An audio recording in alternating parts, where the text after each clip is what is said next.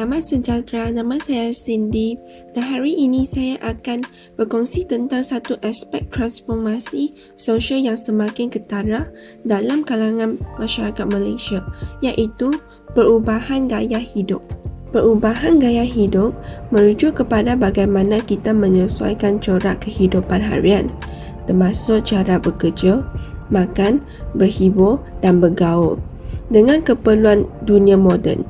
Di Malaysia, perubahan ini berlaku sering dengan proses urbanisasi, iaitu perpindahan besar-besaran penduduk dari kawasan luar bandar ke bandar, serta perindustrian yang merujuk kepada pertumbuhan pesat sektor industri dan ekonomi bandar. Jika kita perhatikan, perubahan gaya hidup ini sangat jelas dalam kehidupan seharian. Dahulu, ramai rakyat Malaysia, khususnya di luar bandar, hidup dengan rutin yang lebih seimbang. Mereka menanam makanan sendiri, memasak di rumah dan bekerja dalam bidang pertanian atau perkhidmatan tempatan.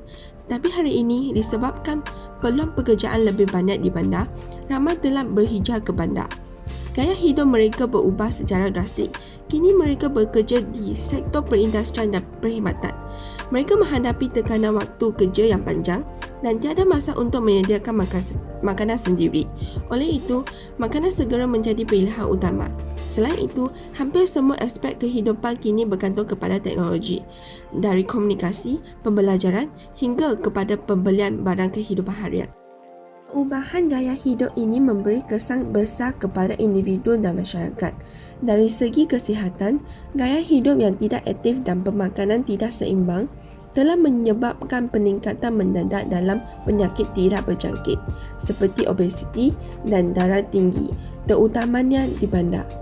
Dari sudut sosial pula, penggunaan teknologi secara berlebihan menyebabkan hubungan antara ahli keluarga menjadi renggang.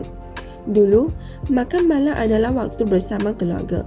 Kini, semua sibuk dengan telefon masing-masing. Komuniti juga menjadi lebih individualistik. Jiran tidak lagi saling mengenali seperti dahulu.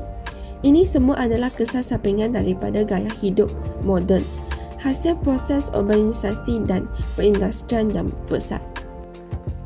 Namun begitu, kita tidak boleh menyalahkan pembangunan sepenuhnya.